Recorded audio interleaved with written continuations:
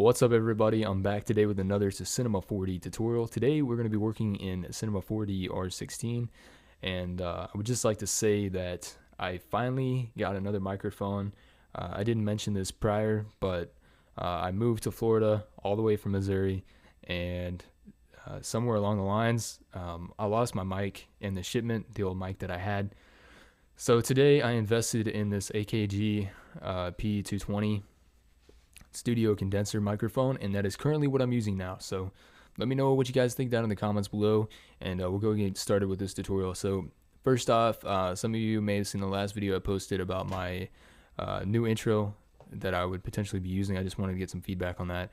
I know this effect has been done many times before, but I know I also still have users that probably have not seen this, so I figured I would go ahead and crank out a tutorial on it. So essentially what this is a cascading text effect. So you can kind of see how it cascades up just like that when we scrub through the timeline.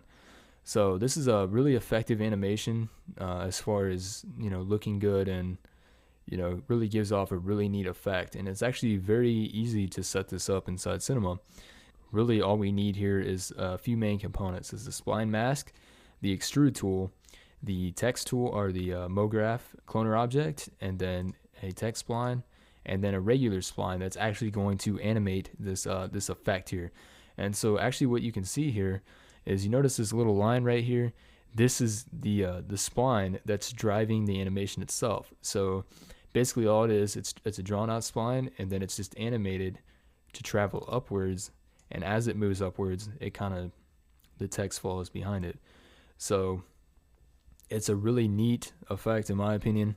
And I just wanted to go ahead and make a tutorial on this and try to make it the best tutorial out there for how to do this. That's my goal here. So for those of you that haven't seen this before, that's awesome. If you have, then it's up to you if you want to watch it. So essentially what we're going to do is we're going to go up to File and then press New, and we're going to start fresh here. So the first thing we're going to do is go up here to the Spline tool, and we're going to grab a text spline like so. Now essentially this works just like MoGraph MoText here, but it doesn't automatically add the geometry to it. You have to do that separate. So what we can do here in the text box is just type in anything we want. So just to make this short and sweet, I'll just type in project here, and we'll change the font from Helvetica, which is the font by default here in Cinema for me. I'm going to change it to a font that I've actually downloaded, which is Lot, if I can find it real quick. Okay, so it's right here. I know not everyone likes this font, but I just find it kind of interesting because it's kind of thicker and chunkier. So in my opinion, it works better with this effect that we're going to do. We can align this to the middle if we want. And basically we got our spline for the text. This is going to be the basis of our animation, right? So what we need to do now is actually give this some geometry. So in order to do that, we have to go up here to the hyperNURBS or subdivision surface icon, and go to the Extrude NURBS icon. And essentially all we have to do now is just click and drag that into the Extrude NURBS, and you'll notice that we have some geometry now. And actually if we were to render this, you can see something. But the issue here right now at this point is that we want to add multiple layers of this text object, and so for that reason we don't want to have a real thick text. So we're gonna bring on the movement here, we're gonna bring this down on the Extrude NURBS down to like say 5, or maybe even something a little bit thinner, just say something like 2 or 3 centimeters, something like that. It's really personal preference. I may make that a little bit higher, say maybe 4, but yeah, that should work. And just for the heck of it, I'm gonna go into the caps tab here on the Extrude, and I'm gonna add a fill cap on the start and end as well. And then I'm just going to make the radius of these caps a little bit smaller, to say like something like 2.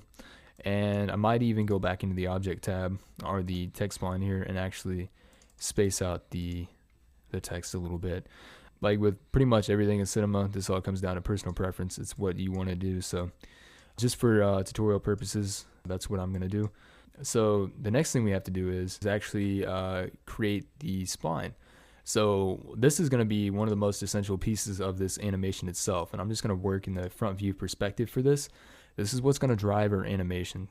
So let's go ahead and go up to spline, and let's just grab a linear spline. I'm going to stick with the same kind of concept as I did with my previous video that I posted, but you can get kind of crazy with this if you choose to with your spline. Just have to experiment with that, but for now I'm just going to keep it fairly simple, and I'm just going to zoom out here a little bit, and what I'm going to do is just draw this spline at an angle like so, make it fairly big, and just connect it just like that.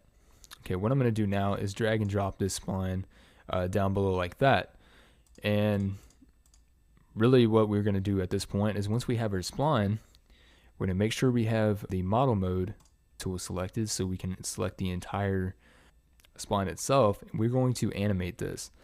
So let me go ahead and extend our frames. So just give us plenty of room here. We're going to extend it to 500 frames.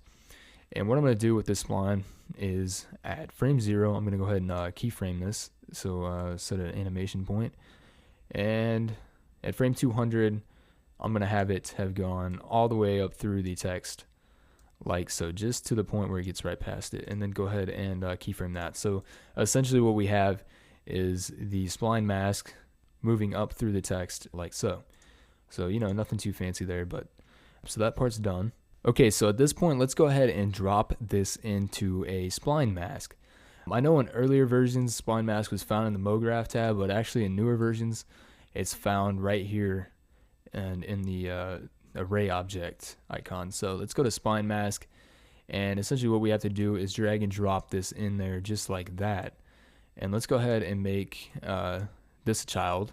So we're gonna set the mode here to a subtract b, and then the axis xy along z. And if we play this, immediately we should be getting some feedback here. You can see the text appearing based on the mask that we just created, like so. So I mean, a really simple effect, but so far we're already getting somewhere. So play that one more time. Go ahead and press Command R on the keyboard, as I am working in Mac, and there we go. So that part is done. So the next step here is to go up to MoGraph and then go to Cloner. And we're going to go ahead and drag and drop everything into the cloner. And when we play this, you'll immediately notice we're not getting the right effect here, right? It's not doing what we want it to do. So what we want to do in order to correct this is get rid of the cloning amount, or get rid of the position here in Y, so it doesn't clone up on the Y axis. We want it to clone on the Z, which is our depth. So we can make some value like, say, -8 or something like that. And now when we go ahead and give this a render, you see we have more than one line of text here. We have actually 3 separate text objects. We may need to bump up the X here. You can see what that does. Offsets a little bit more. You can still leave that as 0 if you choose. You can offset this a little bit. You can play around with that. There's a lot of different things you can do here, but for now I'm just going to leave it as is, and I'm just going to bump up our count to, say, maybe 5 or 6. You know, once again, this is all personal preference here. Maybe 5 is a better number. And pretty much this effect is almost done. There's only one last thing we have to do here to really get this to work. And essentially that's going up to MoGraph effector and then adding a step effector. And this is going to offset everything. So right now, you'll see by default, it's affecting the scale. And we don't want that. So we're going to go ahead and check off scale. What we do want, however, is a time offset. So this kind of gives us the cascade effect. It's just offsetting every single one of these clones just a little bit.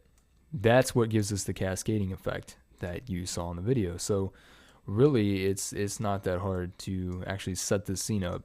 It's pretty simple, but it's a neat effect. And the more you adjust the time offset here, you're gonna get a more, you're gonna get an interesting effect. It's really gonna affect how this cascade looks.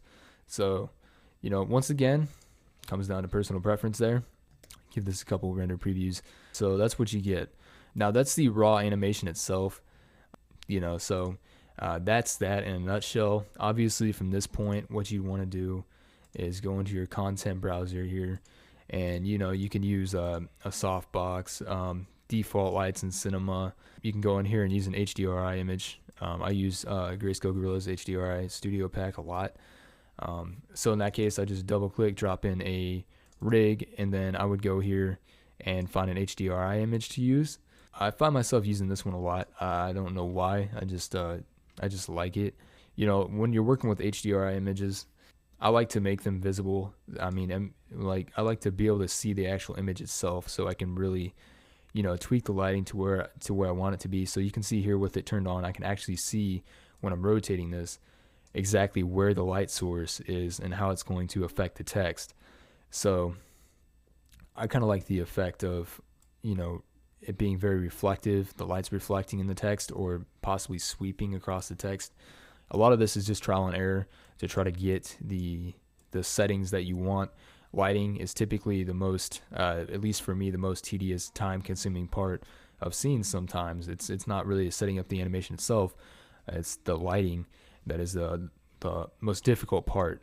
But anyway, so yeah, say I'd set something up like that. Let's just go ahead and go into render settings real quick and go to Effect, Ambient Occlusion. Let's go ahead and add some of that in there just for the heck of it. And let's go ahead and make a quick material. And like I stated at the beginning of this video, I am working in Cinema 4D R16. So if you go in here into the material editor and you see anything different here with like the reflectance channel, for example, that's because I'm working in a newer version of Cinema. But essentially this works the same way as the previous reflectance channel did in earlier versions of Cinema. But I can add like a Beckman reflection or just something like that. You know, you can tweak these settings: reflection strength, bump strength, specular. You know, do whatever you want there. Make it have a kind of a metal feel to it. And just take this material and apply it to the text. As always, I like to change my projection from cubic depending on the exact scene that I'm working in. And you can just give this quick render, and you know, that's the effect we're getting. So we're getting highlights on the edges of the text. Obviously this isn't enough lighting. I'm just, you know, showing an example here. You might want to bump up the brightness. Might want to go in here to the content browser if you have softboxes in here, create your own and just drop in another light. You know, I'm just doing this very quickly. You know, like I said, lighting typically is the most tedious part of this whole thing, and it really comes down to personal preference and how you really want this to look. So, you know, we could give that a render preview. So obviously that, you know, that's way too bright and that looks funky, you know. So, you know, personal preference here. I just kind of wanted to make this this quick video and kind of show you how this effect is done in case some of you guys haven't seen it. I know it's been around for a while. I know that, but it's something I haven't created a tutorial on yet, and I know there's got to be someone out there that could use this. So my whole point of this channel is to, you know, spread the word, educate the community that's interested in motion graphics about various little things that you can do with Cinema. Hopefully these little techniques and things that I use in these videos will inspire you or you know, give you the ability to tie this into other projects. That's the whole reason why this channel is around. I enjoy making these videos for you guys. So I'm not going to go through and make a whole animation from start to finish here. You know, like take this into Adobe After Effects and show you how to do the blur and set up depth of field multi-passes and things of that nature. I actually did a tutorial on that a while back where I actually went through from start to finish and showed you how to use some of those multi-pass images and Adobe After Effects to create depth of field and whatnot. I'll provide a link down in the description to that particular video if any of you guys are interested in learning how to do that. That video covers that. For now, I think that'll do it. And thank you guys for watching, and I will see you again soon.